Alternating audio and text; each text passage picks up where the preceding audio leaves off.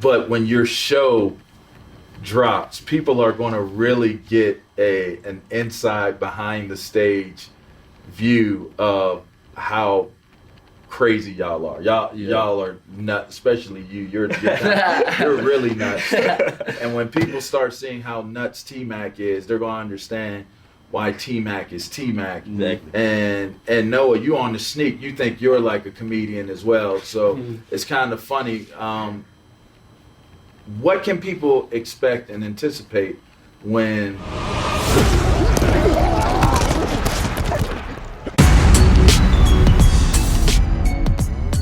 this one's a super special one to me because I got two of the runts, two of the goons with me from my 8th grade All-Star A11 gang. Yeah, I discovered these guys. They weren't discovered until now. Joking.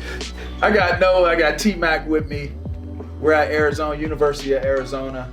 Now, this is a pretty cool deal because we are introducing a new podcast that you two are hosting. What's it called? It's called Island Time in the Desert with TMac and my boy Noah from Frida. Okay.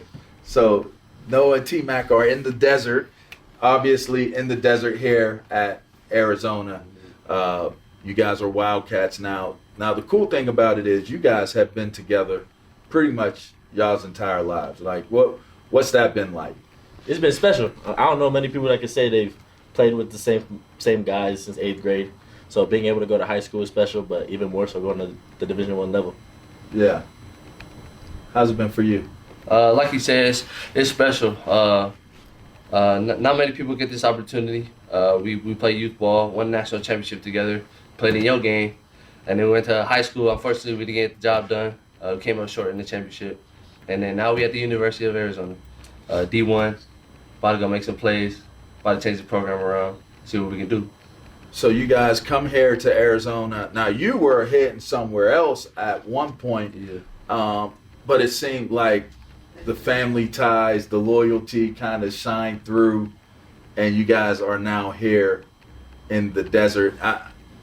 It's been interesting because watching how you guys communicate, how you guys play on the field, you guys are different.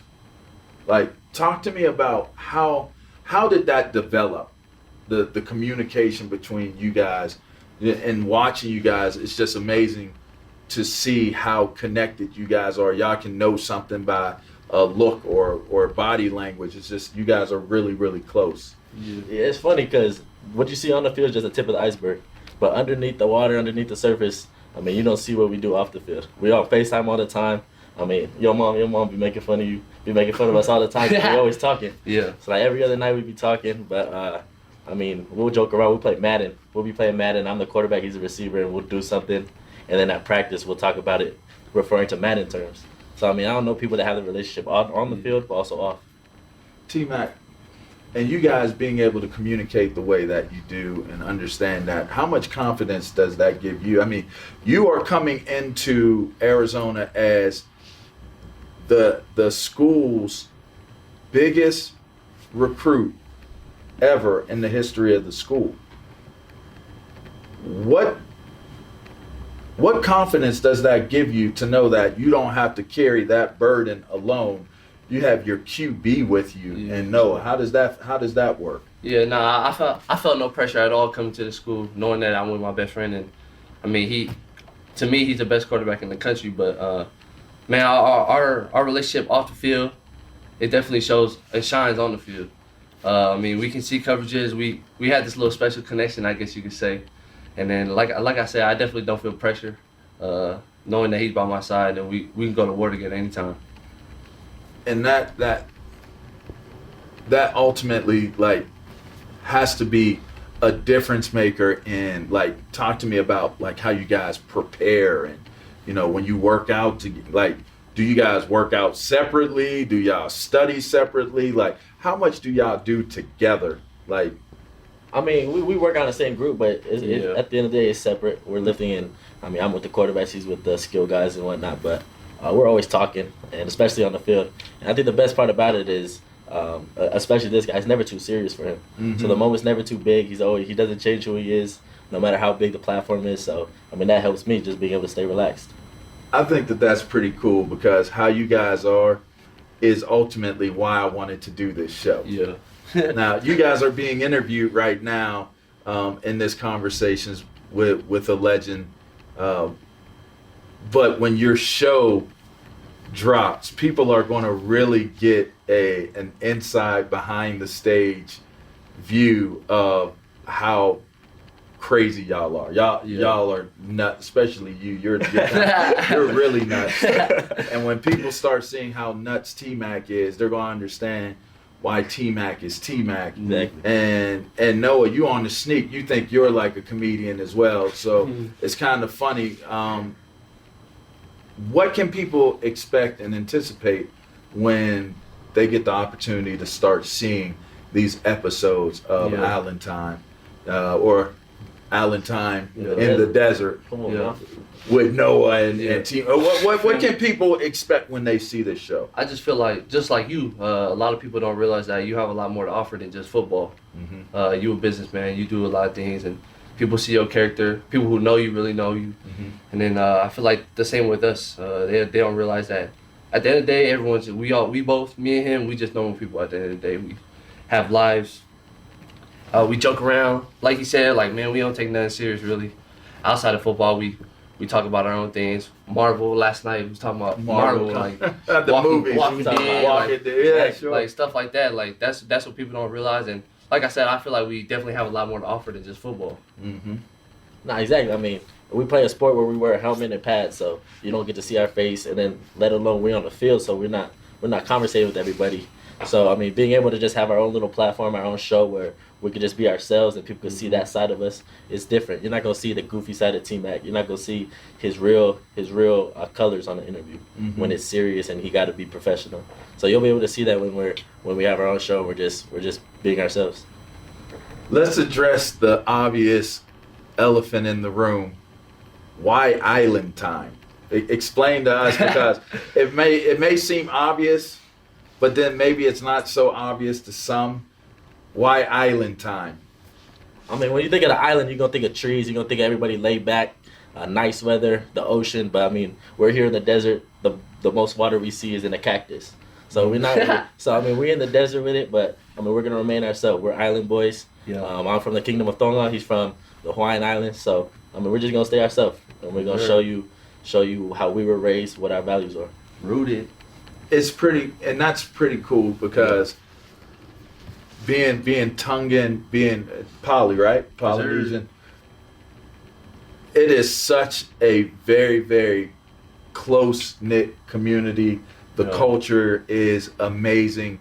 How much does that play into how you guys, have bonded and how you guys have grown through the years? Like, I'm close with your parents, and just to see how close everyone is, you'd have to assume that plays a major role in how you guys have developed. I mean, I think you guys are both fine young men, very well mannered, handle your business very well. Your grades have been what's your GPAs currently? You guys aren't even in high school anymore. You left and enrolled early in high school, or into college. I mean, that's pretty amazing, right?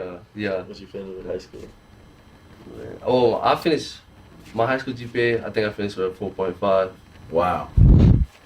What about you? Yeah, I finished with 4.5. Wow. Yeah. The brains, man. Probably people not smart though. We have Asian too, though. We have Asian. Yeah, I remember that. Right. We have Asian. I have Asian. Yeah, we both Asian. So it's that like definitely the smarts did not come from the Polynesian side. Maybe the common sense, but definitely not the book street smarts too. The street smarts. Yeah. Street smarts. The common, yeah. And then the humor, probably. Yeah, the humor, poly, goofiness, poly, hospitality, poly. Grades. Asian. Oh my, Asian for sure. Asian. For sure. All right, so coming into college, for me, I lost some of my hair up front. I was stressed out.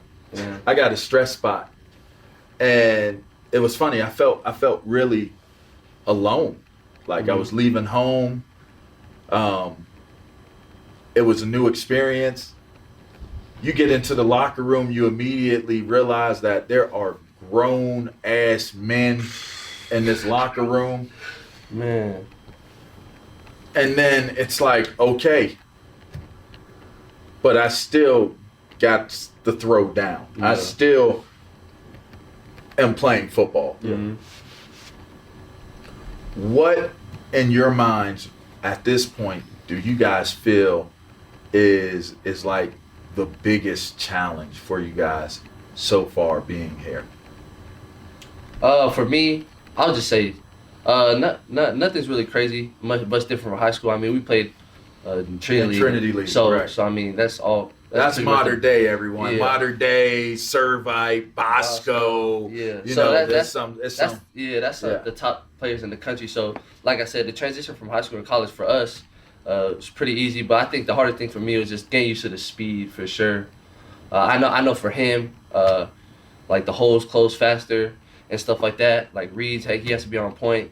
But for me being a receiver, like the corners are fast. They all run. All the guys I play against in practice are all run 21 miles per hour. I'm like, damn, these boys fast. Mm-hmm. Like, but yeah, I'd say that would be the biggest one for me. Just speed, just getting used to the speed. Yeah. I mean, my biggest challenge, they disguise coverages way more in college. Okay. So in high school, they all played one coverage man, or they would have their base coverage and run that the whole game. But I mean, I think even bigger than that is being away from family. Mm-hmm. And I mean, that helps because I got him, I got some of my other boys, Ken, Jacob's coming, so that makes it easier. But being away from family is my biggest challenge. Biggest challenge. You know what's crazy is that you said that you seen grown men in college. Yeah. Boy, you was a grown man yourself I in was, college. and boy. and people look at That's you. crazy. But you're a grown man in college. Nah, I'm Not like you, boy. You're a grown man in college, bro.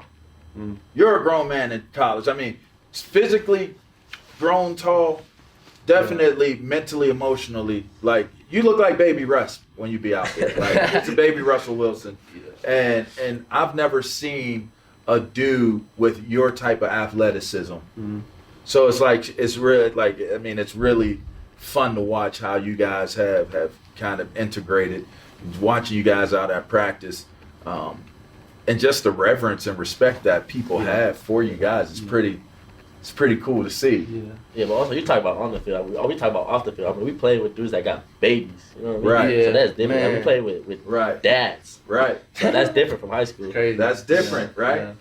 Because, you know, you might get a guy that comes in and they're on the team. They might be 30 years old. It's crazy. Because they might have came from the military and Mission. just wanted to play and was able to walk Yeah. on, get on the team. And they're like literally like 25, 28 years old Yeah. playing on the team.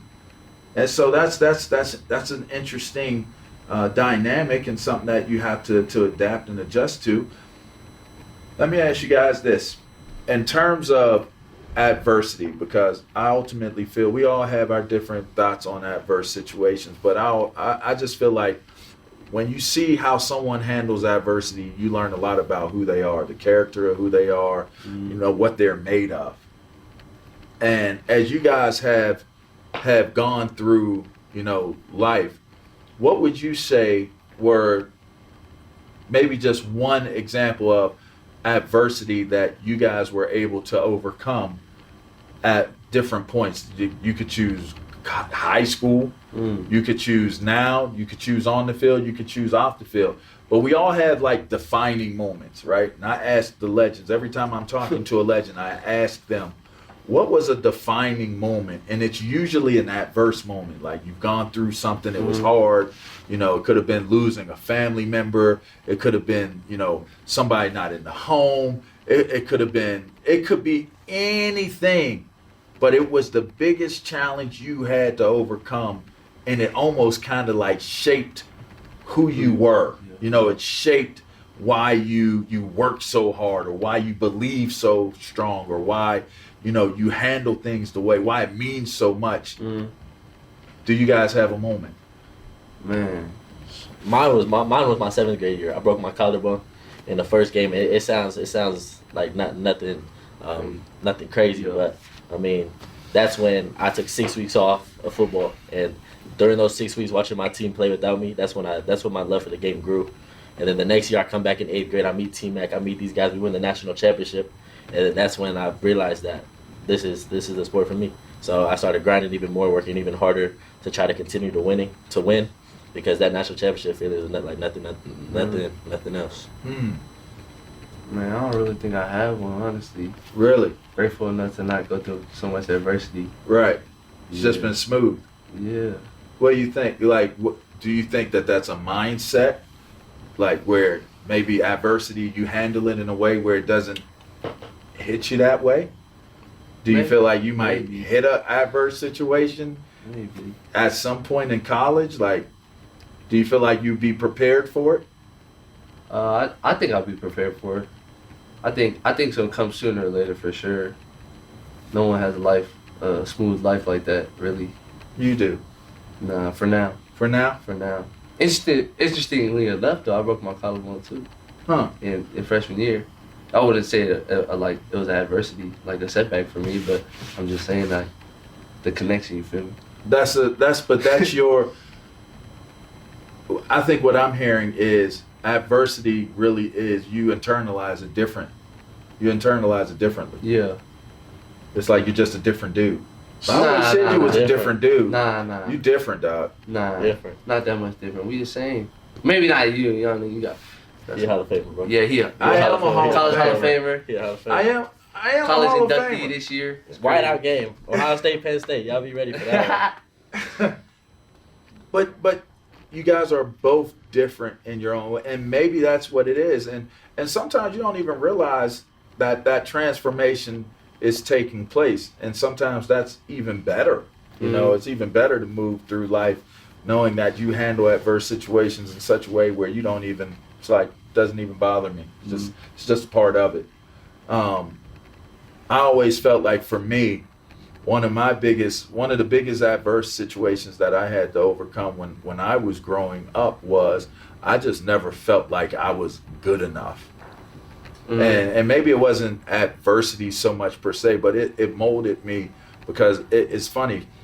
I would talk to girls and they wanted to talk to my brother more. Yeah. Right? My older brother, they always wanted to talk to my older brother more. When I played sports, they would always pick my older brother before they picked me. So if it was pickup games, it's like we're taking him.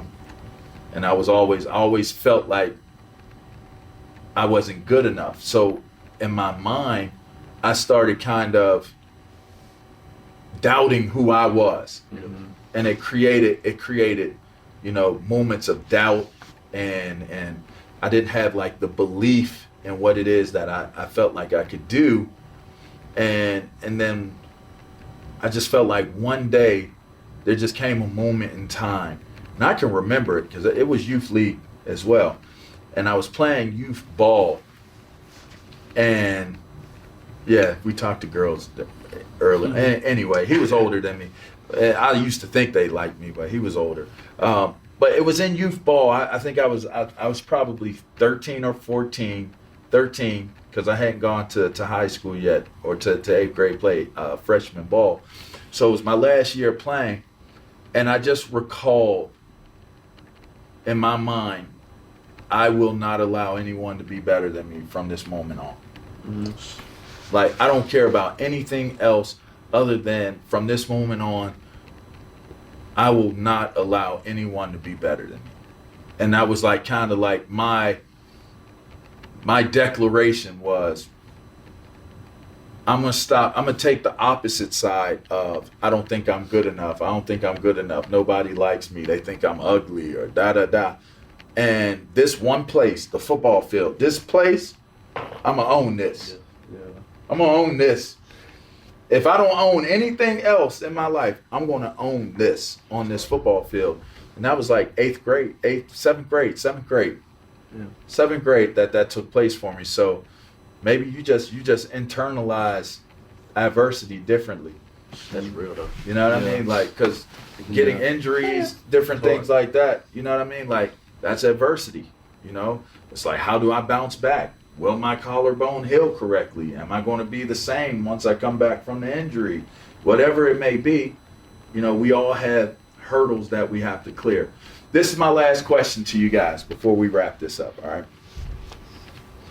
And like I said, I'm so excited to be a part of this project with you guys and do Island Time in the Desert with you guys. It's I I think it's going to be a smash. I think it's going to be something that sets a new trend for college athletes, and it leads me to NIL and branding. All right. Branding has always been important to me. Understanding your name, your image, and your likeness, and us coming into a day and age where now you guys are able to be who you are and monetize who you are is, for an old head like me, amazing. Like, super excited, super proud of it, and just pumped up to be a part of this type of evolution. For you guys to be, because you got Bryce Young, he's doing a podcast, and he's doing it with Colin Cowherd. You got a few guys out here that are actually touching in this arena, but this is a very, very largely untapped arena that you guys are coming in. So it's really a lot of trailblazing that you guys are about to do. How are you guys approaching that, knowing that as freshmen in college, you guys are doing something, it may be historical in a lot of ways.